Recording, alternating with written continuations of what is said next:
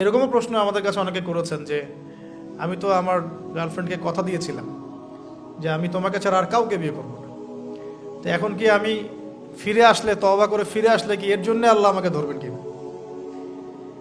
মনে রাখবেন, শয়তান হচ্ছে এই পৃথিবীর সবচাইতে ইন্টেলেকচুয়াল প্রাণী। সিরিয়াসলি, ও যে এত বেশি স্মার্ট যেটা আমাদের চিন্তার বাইরে। যখন শয়তান সরাসরি মানুষকে পথভ্রষ্ট করতে ব্যর্থ হয়, তখন কিছু নেক সুরত ধারণ করে। দিনী ভাই দিনী বোন, এটা নেক সুরত, ঠিক আছে। তারপরে দাড়ি টুপিওয়ালা মানুষের মধ্যে এটা ঢুকিয়ে দেওয়া যে আমি তো অনেক আবেদ মানুষ, পরহেজগার, ওরা তো ককরোচ। দেখবেন বেশি না, 1 মাস যদি কেউ নামাজ পড়ে, 1 মাসে 10টা বই পড়াশোনা করে, ইসলাম সম্পর্কে একটু ঘাটাঘাটি করা শুরু করে, অন্যদের সাথে কথা বলার ক্ষেত্রে তার যে বডি ল্যাঙ্গুয়েজ, এটা খেয়াল করবেন। তো শয়তান কিন্তু অনেক স্মার্ট, এভাবে শয়তান অনেকভাবে মানুষকে প্রতারিত করতে পারে। সো শয়তানের নেক্সট শুরুতে ধোকায় পা দিবেন না। আল্লাহ পাক আমাদের সবাইকে হেফাজত করুন, আমিন। খুব ভালো একটা কাজ করছি মনে করেন, একটা বড় প্রজেক্ট করছি সারা বাংলাদেশ ব্যাপী, একটু মনের মধ্যে ঢুকিয়ে দিল যে মানুষ তো দেখুক, মানুষ ভালো বলুক, যথেষ্ট আমল ধ্বংস হওয়ার জন্য। এতটুকু যথেষ্ট আমল ধ্বংস হয়ে যাওয়ার জন্য। আল্লাহ মাফ করুক আমাদেরকে। তো প্রথমে প্রিয় ভাই, তওবা করে ফিরে আসা, যার যার হক তাকে তাকে ফেরত দিয়ে দেওয়া। এরপরের সবচাইতে ইম্পর্ট্যান্ট জায়গাটাই হচ্ছে ইলম অর্জন করা। যেখানে আছেন সেখানেই থাকবেন, মানে যে যে প্রতিষ্ঠানে যে সাবজেক্টে পড়ছেন, এখন আপনাদের প্রায় জীবনের 20টা বছর চলে গেছে। এখন সবার পক্ষে আবার ইউটার্ন করে জিরো থেকে স্টার্ট করা পসিবল না, এবং এটা বুদ্ধিমানের কাজও হবে না। ওই সেকশনে যারা আছেন তাদের সংখ্যা কিন্তু প্রচুর, যারা দিনী লাইনে পড়াশোনা করছেন, ঠিক আছে। আল্লাহ চাইলে তাদের মধ্য থেকেই ইনশাআল্লাহ এমন অনেক বড় বড় মুফতি, মুহাদ্দিস, ইমাম তৈরি হবেন, যারা ধর্মীয় অঙ্গনে নেতৃত্ব দিবে ইনশাআল্লাহ। আর যদি দেখা যায় তারা তাদের দায়িত্ব পালন না করেন, তখন আল্লাহ পাক জেনারেল থেকে মানুষ উঠায় নিয়ে আসবেন। এটা আল্লাহ পাকের কৌশল, আল্লাহ পাক করতে পারেন।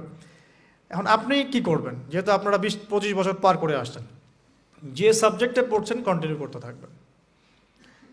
যদি এনভায়রনমেন্ট থাকে ফ্রি মিক্সিংয়ের, এখানে আপনি আপনার চোখকে হেফাজত করার চেষ্টা করবেন সর্বোচ্চ। এ ব্যাপারে আমি একটা বই সাজেস্ট করি। এই বইটা পড়লে ইনশাআল্লাহ আপনার অন্তরের মধ্যে এই বিষয়গুলো কমে আসবে ইনশাআল্লাহ। সেটা হলো তাসকিয়া, ও আরেক নামে এসেছে, সেটা হলো তাসাউফ ও আত্মশুদ্ধি।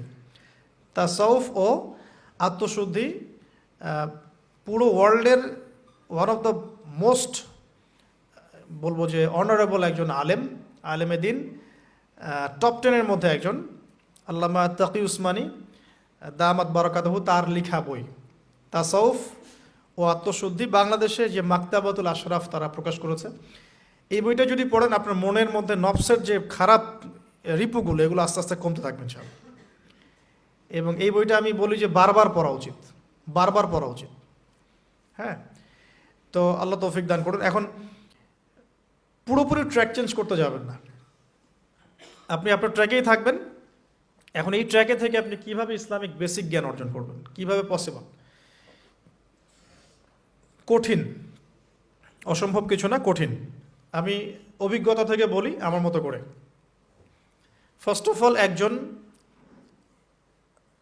বিজ্ঞ কারি সাহেব, হাফেজে কোরআন বা কারি, প্রাথমিক স্টেজ বলছি, বিজ্ঞ একজন কারি সাহেব বা হাফেজে কোরআন, যার সাথে আপনার ভালো সম্পর্ক বা যাকে আপনি চিনেন, রিনাউন্ড, বা যিনি খুব কোঅপারেটিভ, আপনাকে সময় দেন, টাইম দেন, এরকম কারো কাছে গিয়ে আপনি কোরআন তেলাওয়াত করা শিখবেন আগে। ফার্স্ট অফ অল এটা কাজ, কোরআন তেলাওয়াতটা আগে শিখবেন। আমি তো যে দুঃখ করে বলি, কষ্ট করে বলি, যে আমাদের এই দিনী অঙ্গনে এমন অনেক মানুষ আছে যারা ইভেন কোরআন রিসাইট পর্যন্ত করতে না পেরেও অনেক বড় বড় জায়গায় অভিনয় করেন, দিনিয়াতের অভিনয় করে যান, নিজের সাথে অভিনয় করে যান। অনেক সময় উদ্ধতা বশত বড় বড় আলেমদেরকে বাহাসের জন্য চ্যালেঞ্জ করে থাকেন, অথচ কোরআন তেলাওয়াত শুদ্ধ না। কোরআন তেলাওয়াত শুদ্ধ না মানে নামাজই হচ্ছে না। কোরআন তেলাওয়াত শুদ্ধ না মানে কি? নামাজ হচ্ছে না। কবুল করার মালিক তো আল্লাহ, শর্ত তো এটা। কবুল করার মালিক তো আল্লাহ। আল্লাহ পাক চাইলে কেউ এক ওয়াক্ত নামাজ না পড়লেও তওবা করে ফিরে আসছে মৌতের আগে, হয়তো আমরা জানি না, আল্লাহ মাফ করে দিয়েছেন, হতে পারে না? কিন্তু এটা তো শর্ত, কোরআন তেলাওয়াত তাজবিরের সাথে শিখতে হবে। তো এখানে যদি একজন আলেম থাকেন, একজন কারি থাকেন, হাফেজ থাকেন, তার কাছে আপনারা ব্যাচ করে পড়লেন, অথবা সে যদি কোনো ইনস্টিটিউট খুলে সেখানে আপনারা একটু সময় দিলেন, বা যারা পড়তে জানেন আবার মস্ক করে নিলেন, ফজরের পর 1 ঘন্টা, সপ্তাহে 3 দিন, 3 মাস এনাফ।